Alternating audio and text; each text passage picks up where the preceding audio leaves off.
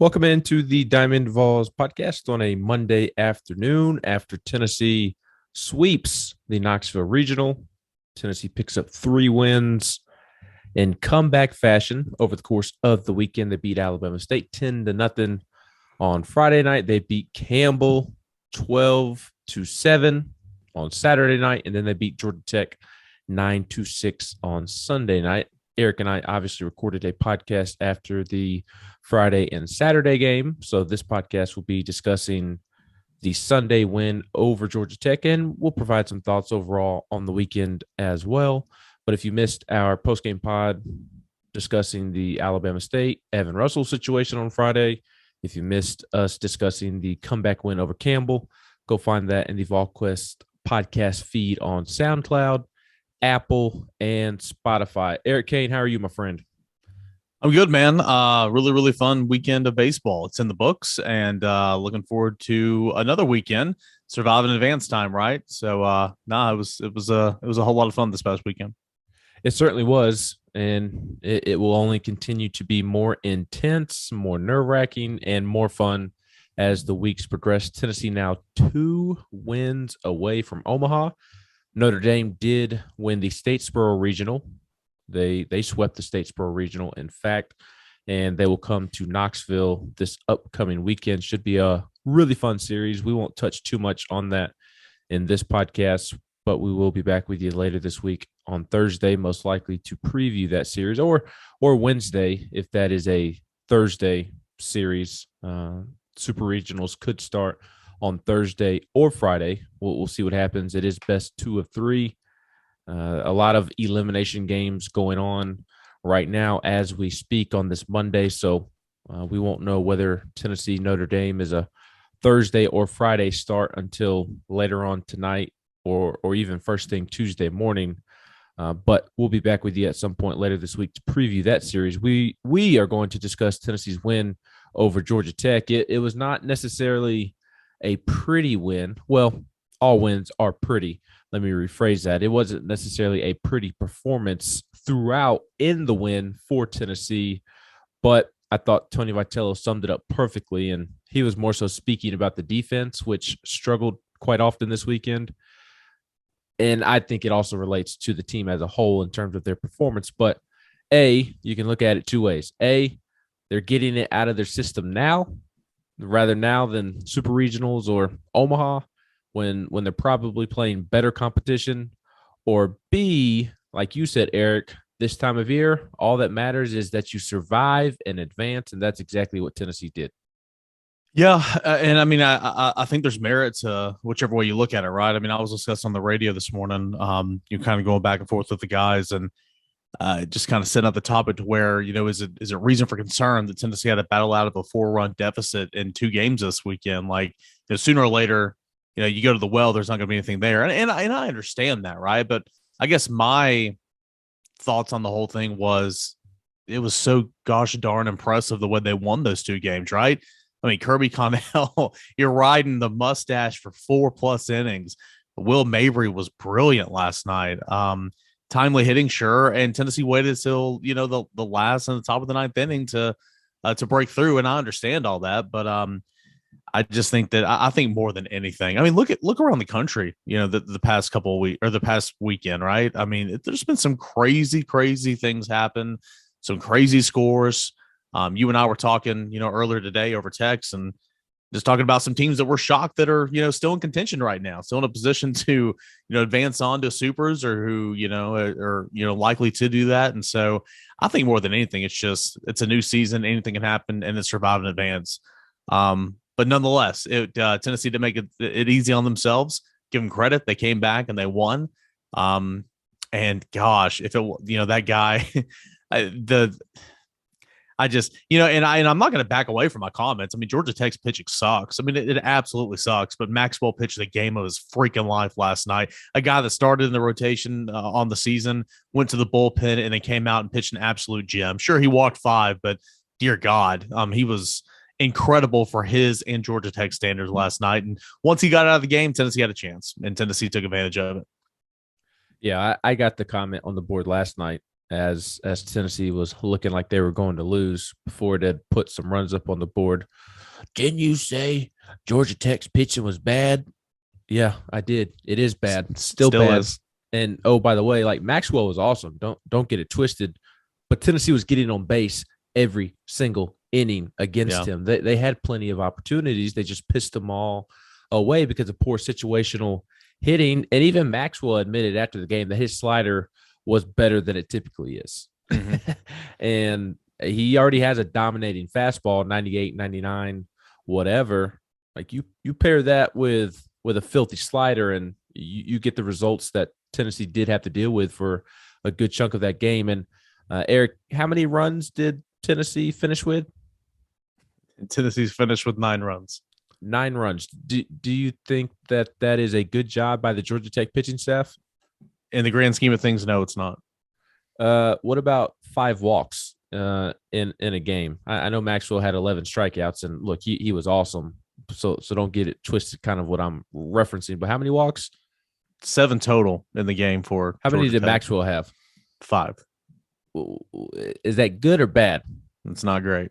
Okay, that's what I thought.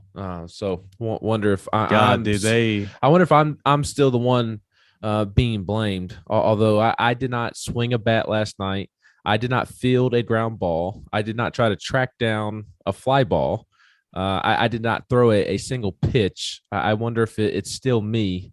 The reason that Tennessee was losing that game for so long, because I said that Georgia Tech, along with everybody else in the free world who can examine baseball correctly, I wonder if I'm still to blame for Tennessee struggling because I said Georgia Tech's pitching is terrible, which, oh, by the way, it proved to be terrible. And they rode Maxwell, and good for Georgia Tech. I mean, I would have done the same thing. They rode him until he didn't have anything left. Because, I mean, what's your better option, right?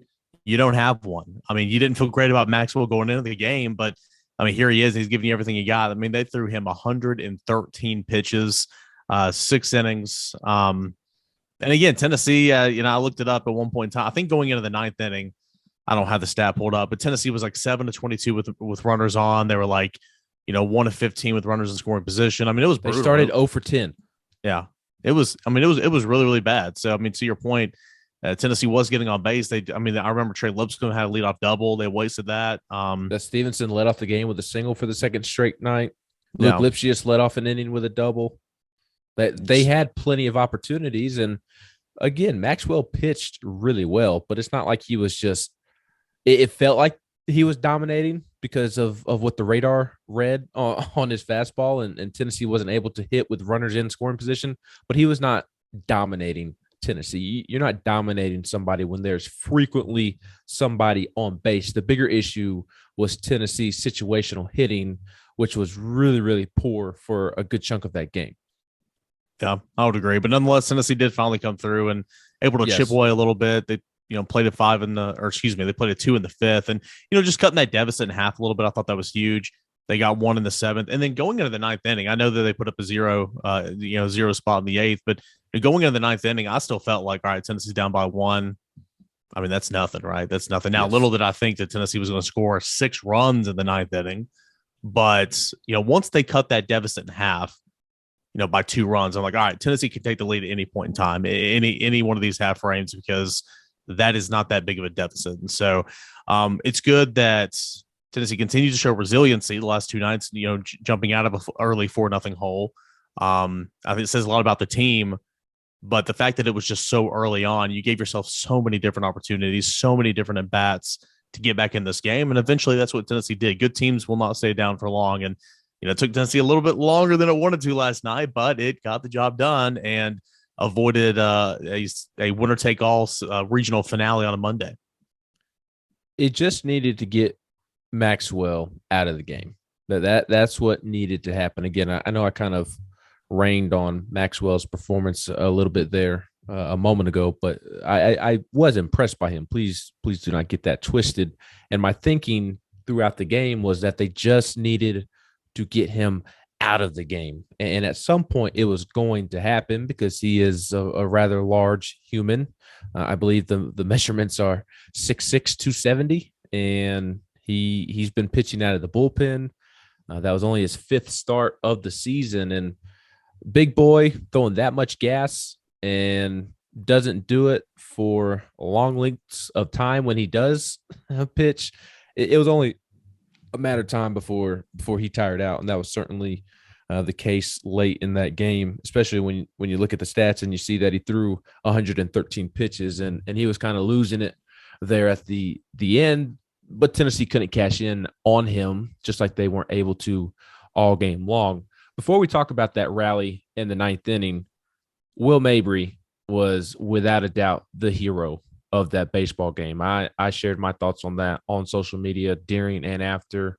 Georgia Tech head coach Danny Hall flat out said that after the game, that Will Mabry was the hero of the night for Tennessee, and he did exactly what they needed him to do, and that was come in and settle the game down. And I thought it was real funny that back-to-back nights it was an unlikely hero that won Tennessee the game. And when I say unlikely hero, I don't mean it in the sense of it's somebody who has barely played or somebody who's had a poor season. Mabry and Kirby have been awesome this season for much of the season, but they did things that you really hadn't seen them do this year. Kirby threw a career high in pitches, and like we talked about, Eric, he referred to himself as a lefty specialist, and then he comes in and does what he does. And Will Mabry's been a little bit more extended than Kirby, but even Mabry in his own right has been a lefty specialist, and he did have a outing earlier this season, James Madison, I believe it was, where he threw a career high in innings pitched and also had a career high in strikeouts. But yesterday was up there for Mabry as well in terms of length of outing and importance of outing. And it was just really neat to see a deja vu all over again, as Tony Vitello said, and two unlikely heroes, guys expanding their roles in the postseason to help Tennessee calm the storm, play that complementary baseball we discussed, and just give the offense enough time to get going and come back and win that game. Yeah, I mean, with respect, again, with respect, I mean, Mabry and Kirby aren't winning you ball games, right? They're not the reason you're winning ball games. They were absolutely the reason you won ball games this week, right? This weekend, because they saved your bullpen. I mean, Camden Sewell was being saved till Monday, right?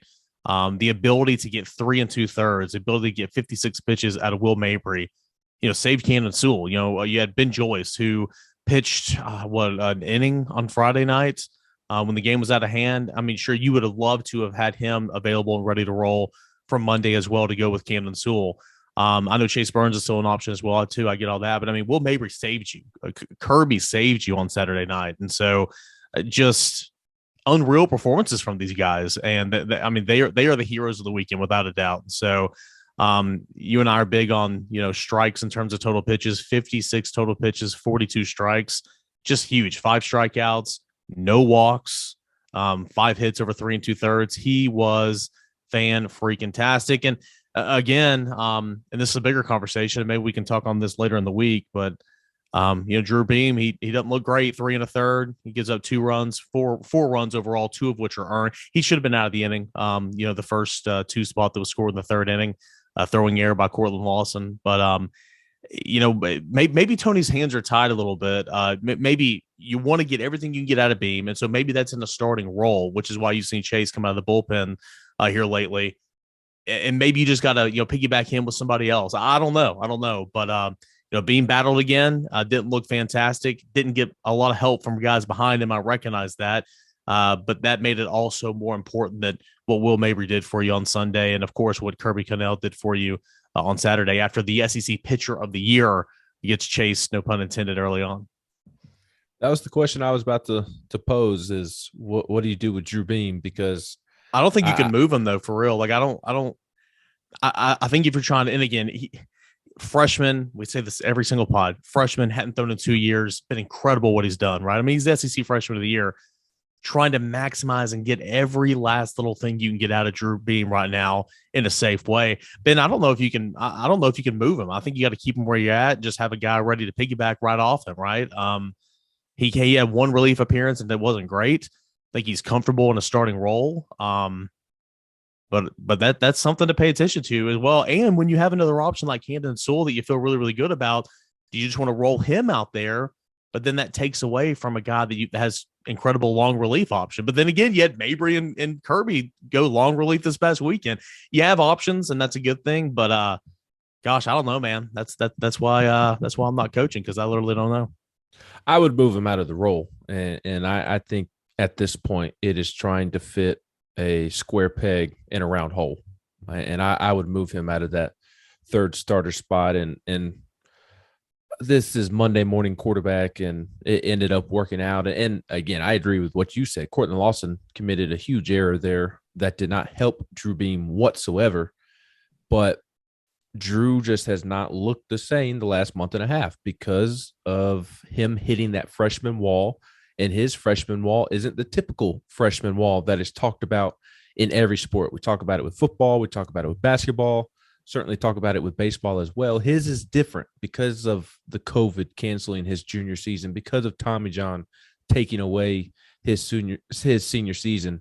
He's hit that wall, and it just doesn't seem like he's going to be able to bounce back from it. And he hasn't looked like the guy the first half of the season in about a month, if not more. And I hate it. I am a big Drew Beam fan. I think he's going to be awesome for Tennessee over the course of his career. And look, he can still have a role on this team. Absolutely. I'm not saying that you put him on the shelf the rest of the year and you don't throw him at all. He can still help this team. But the last 2 or 3 outings, the best thing that he has done is battle. And there's a lot to be said for that, but he's having to battle through and get out of jams because he just doesn't have the same precision on his pitches. He doesn't have the same command that he had the first half of the season that led to him winning SEC Freshman of the Year. 36 strikes and 66 pitches. That's just not going to cut it this time of year, unfortunately. And again, recognize that Courtland did not help him with the error, but 4 walks in an outing is just not going to cut it this time of year. And it's been several outings in a row in which the walk numbers have been higher than they should be. And it's because he hit that freshman wall. So even yesterday, honestly, I was telling those in the press box that I speak with on a regular basis before the game that I didn't like Beam starting yesterday. If I was the head coach, obviously I'm not. I'm just a blogger and a podcaster. I'm not the second highest paid SEC coach out there, but I think Camden Sewell is your third best option starting games at this point. And I realize that you're trying to save him for a Monday, Game 7, if need be. But I think maybe you're trying to get a little too cute there, and it almost bit you in the butt and caused a Game 7. Instead of saving, my mindset was as simple as, Eric, instead of saving Camden for Game 7, use Camden to prevent a Game 7. And then if for some reason there is a Game 7, Chase Burns, who only threw 25 pitches on Saturday night, he can come back from 25 pitches and start that Game 7 for you. And that's my biggest thing right there. Coming out of Hoover, you and I both said, I mean, Burns is starting pitcher, that we believe Burns is still going to be starting games for this Tennessee team, because there was a lot of talk on the broadcast and everything about him being, coming out of the pen, and, because he's got high velo and a lot of great stuff, movement and all that. And I mean, I felt like he'd be starting games. He didn't start a game this weekend. Maybe he's that number 3 starter in Supers if it's not Camden Sewell. I don't know. What do you see as the role for Chase Burns right now? He looked not great, to be completely honest, on Saturday. Runs up and in, had that scary situation, of course, with hitting that guy on the head. But he battled back and he got himself out of a jam. So there's something to be said for that. I think he gave up a 2-run shot in that next inning. Nonetheless, what do you think about Chase Burns right now and how Tennessee can use him? Yeah, I kind of go back and forth on that one. I understand bringing him out of the bullpen to close down games like he did against Kentucky, and I think I would settle on him being my 4th starter. I think I would roll Camden Sewell out there for the 3rd game this upcoming weekend. If there is a Game 3 on Saturday or Sunday, whatever day, after Dolly, after Tidwell, I would throw Sewell out there in that Game 3, winner take all. I really would. In Omaha, I'd throw Sewell out there, Game 3.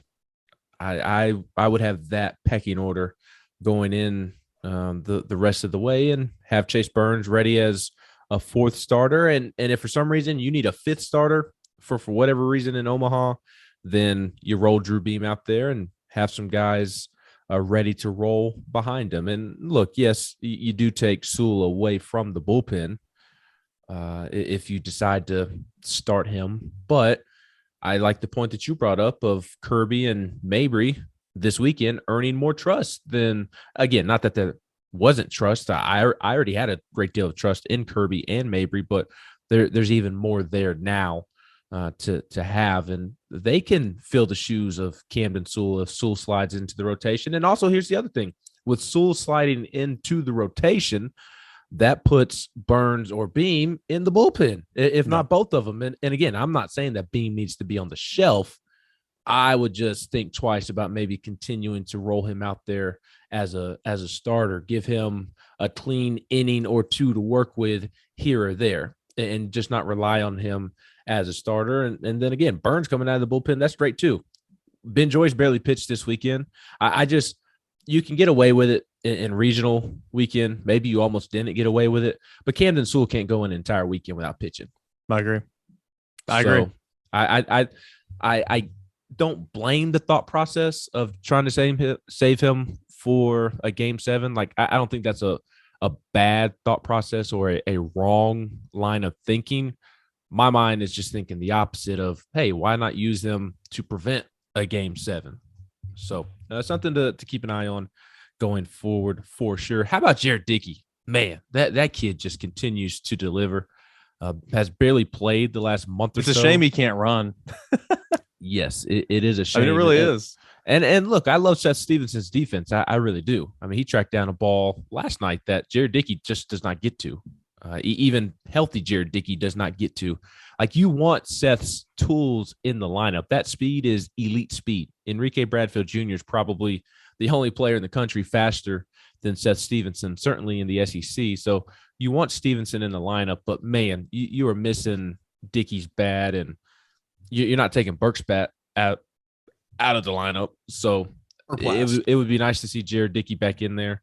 I'm sure his role will continue to expand. I don't expect to see him in the field, but maybe a DH spot or two, or maybe Seth's leash or whoever. I guess it would have to be the DH that he pinch hits for earlier in the game if you're going to keep him in the game, because again, he can't play the field. But just that hit last night, and a night after he pinch hit and drew a walk, and then I want to say it was the SEC tournament or maybe one of the final weekends of the regular season, he had another pinch hit single. I think it was Kentucky, wasn't it? In the SEC tournament, it was his first appearance in forever, and he stepped the whole up there team and slapped the single for him. Yeah, mm-hmm. Yep. So that was really neat to see, and that's what got the marbles rolling. And Tony Vitello just pressing all the right buttons. I mean, even pinch running Kyle Booker for Jared Dickey in that situation, that was the difference in Booker beating out that toss on the ground ball to second. No, I would agree. He came all around and scored on the big message sent, the big pointer and double, to the center field wall that has everybody talking here on a Monday, and came around emotionally, taps home plate, and is all fired up. But Jared Dickey, man, all that dude does is hit. And you just picture what this team can look like next year too, and you're just like, my God. I mean, you got Dickey that's going to be in there somewhere. You got Burt that's going to be in there somewhere. Simo that's going to be in there somewhere. I mean, that your heart of your order is going to look fan-freaking-tastic next year, depending on, and not all these guys are going to leave, in my opinion, but a lot of these guys will have the opportunity to go and, get drafted and whatnot. But now I'm with you, man. Jared Dickey, I don't know, because it looks like they're just not comfortable with him on the base pass right now. And it's going to be tough to, number one, let him DH moving forward, because again, what are you going to do with Blake Burke? Lipsius is playing. So where's Burke going to be batting? It's tough to just say slide in there on the DH role. And, if once you're just looking at a late inning pinch hit opportunity, like we've seen here lately, whenever, Seth's coming out of the game and they had just put Booker and left. So I don't know. It's a tough situation to be in, but all that dude does is hit. And it's awesome because every single time you come out there, he's just slapping a single, and then starting a rally. And that's what he did last night. He's just such a great guy to root for. He is a great guy, and he just works so hard. And Tony Vitello really commended him last night for that. He said you get a guy, or you have a guy that is working like a maniac every day. It was great to see what he did and then come into the dugout and just everybody loves him. And he also said Tony did when I asked him about Jared Dickey starting that rally that he had to make a decision his freshman year. Do I want to play baseball still? And do I want to be an effective baseball player and get myself in shape? And the guy has not stopped. He's had a maniac work ethic since. And uh, Jared's had to deal with a lot at the beginning of his career. He shared a little bit of it when he joined me on the Extra Innings podcast, or one-on-one interview type of deal that I was doing throughout the regular season. And I mean, he dealt with some mental health that he had to get over, and he certainly did. And it's really great to see him thriving now, because he deserves all of that success. And that opened up the floodgates after Booker was able to to beat that toss out at second. You had the Jordan Beck double over the head of the center fielder. That was a big hit, and center fielder misplayed it, obviously, but Jordan absolutely smoked the mess out of that ball as well. I would have loved to have known the exit velo on that play. And then how about Christian Moore?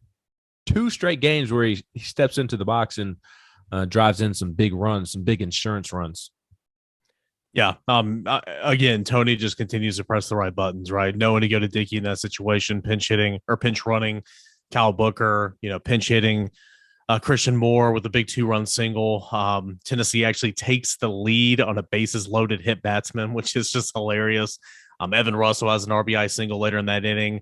Is it Cortland Lawson that has a sac fly? I mean, yeah, Tennessee just continues to pile on there late. But again, it all started with Jared Dickey. Big clutch freaking hits from Jordan Beck and Christian Moore.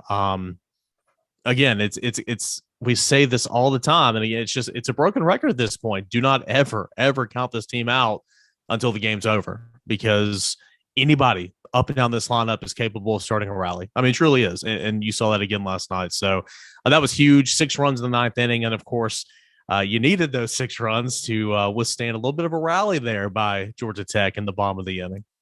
Redmond made it a little bit nerve-wracking, or a lot of nerve-wracking there in the bottom of the 9th inning. But hey, Tennessee is able to pull it off and advance to Super Regionals, where they will face Notre Dame. The last thing for you on the way out the door, going to ask you the question that you brought up here at the beginning. Any concern moving forward when evaluating Tennessee, just having to come back in back-to-back games and maybe a little bit sloppier than you expected at times? Granted, I do think part of the issue is that Tennessee has just set this ridiculously high standard, and people just expect them to play perfect baseball all 9 innings and blow out everybody constantly. You're not going to get that in college baseball. You don't get it in the major leagues. You're certainly not going to get it for 3 straight days at the college level either. So your thoughts on maybe some of the quirkiness that was Tennessee baseball this weekend, and does that have you worried at all going into Super Regionals? Yeah, worried, no. And again, I was kind of scoffing at this on the radio this morning because we were trying to make a segment out of it, trying to make a conversation out of it. And as the day's gone on, after we got off the air at 9 a.m., I'm kind of sitting here thinking, I'm like, well, I hear what you're saying now. Like, I was almost defensive about it this morning, but like, you can't keep going back to the well every time and expect to be drawing water. I mean, at some point you're going to get got. If this continues, this is just 2 games in a row. That doesn't mean it's a habit. It's a bad habit, right? So concern, no. I'll stick to my guns. I'm still more impressed with the ways that they won these games.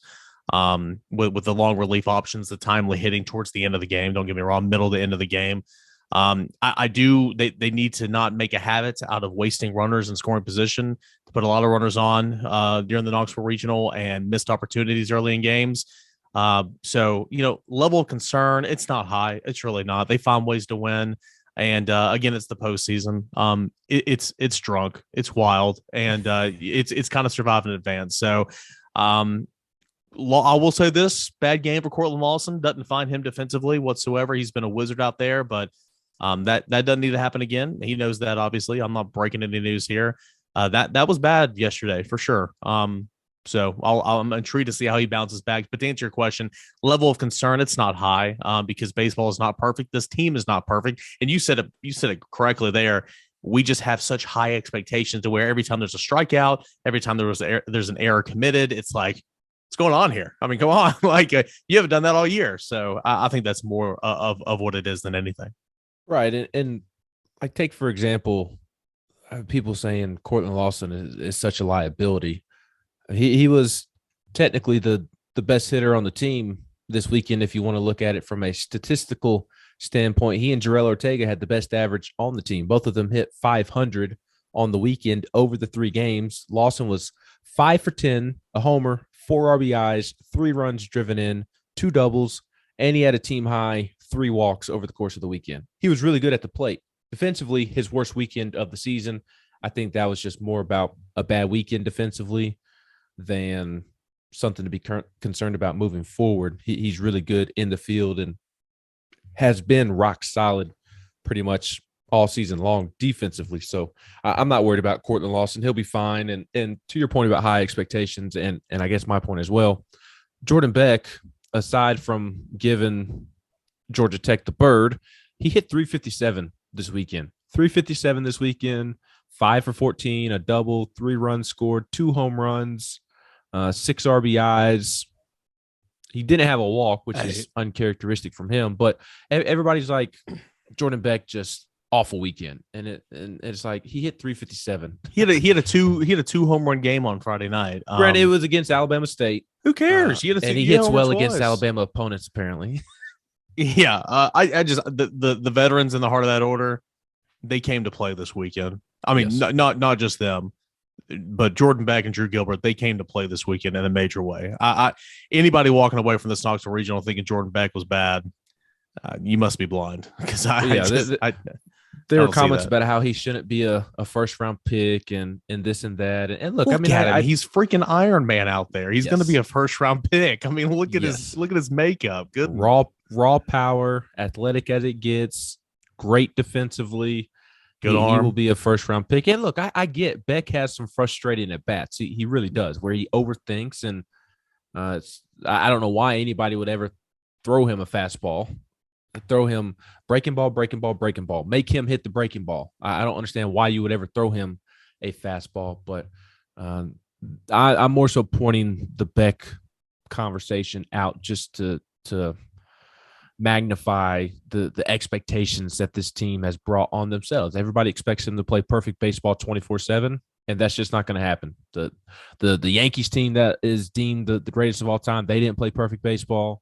Whoever wins the World Series this year, not going to play perfect baseball. The Braves last year were definitely not perfect for a while. Yes, I saw them get swept in Atlanta in August, not in April. In August, I saw them swept by the Yankees, who didn't even make it out of the wild card game, and the Braves didn't even look like a playoff team. Hey, but they's perfect by the year's end, baby. Exactly, but that I'm not trying to like make fun of the Braves. I'm pointing out that like teams that win championships are not perfect. They're not, especially in the sport of baseball, sport of failure. And like we talked about on the preview podcast, so much can go wrong. And I do think that this weekend kind of showed just how much can possibly go wrong. I agree with Tony Vitello's sentiment after the game that the Knoxville Regional is going to make Tennessee better. Tennessee faced better pitching than it probably anticipated. At least the 3 main arms that it faced. I thought all 3 starters that Tennessee faced was pretty strong, pretty good. Yeah. Breon Pooler on Friday from Alabama State, Cade Cooler from Campbell, and then last night, Zach Maxwell. I mean, I think those are 3 arms that are really going to help prepare Tennessee for Notre Dame and Omaha. And then obviously the hitting had to figure things out. Pitching got tested. I think Chase Dolander will be perfectly fine. I said it the other night. I don't think he pitched as bad as it may seem since he had to leave so early in the game. Campbell just fouled off a ton of great pitches. I think Tennessee got better this weekend and will benefit going forward from this opening weekend of the NCAA tournament. No rest for the weary. Got a good team coming in this weekend. So, all the theatrics and all the heart-stomping moments, well, buckle up and get ready because I'm sure it will happen again this weekend in Lindsey Nelson Stadium. Certainly will. Tennessee's 2 wins away from Omaha It was a great weekend of Tennessee baseball. Been a great weekend for college baseball. College baseball is such an underrated entertainment value. And Monday in itself, eight, I yes, think 8 elimination games. I mean, just 11 tickets needed to be punched today. yeah. Okay. Yeah. Well, yeah. I mean, that's talk about an underrated day for sure. Like this should have been a great viewing day for all the networks because there was just some prime time tickets to be punched and teams out there in action. Yeah, product was the word that I was searching for. Such an underrated product is college baseball, and glad to see people are finally starting to realize that. So it's been a great weekend for the sport as well. Tennessee will face Notre Dame this weekend. Eric and I will be back with you later this week to preview Notre Dame. I'll be sure to get a Notre Dame person on here to preview the Fighting Irish, and then obviously Eric and I will give our thoughts as well. So Eric, hope you have a great week, and for Eric Cain, I am Ben McKee, and we hope the rest of you all have a great week.